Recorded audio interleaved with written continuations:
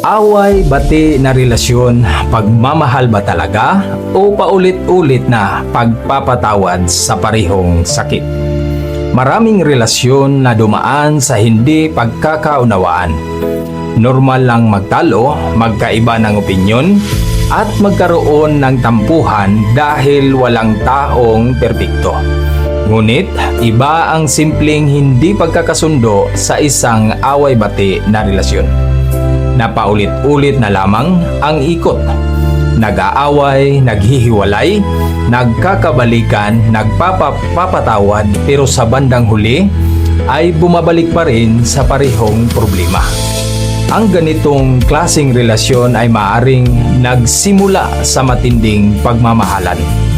Ngunit habang tumatagal, napapalitan ito ng pagod, takot at emosyonal na pagkahapon.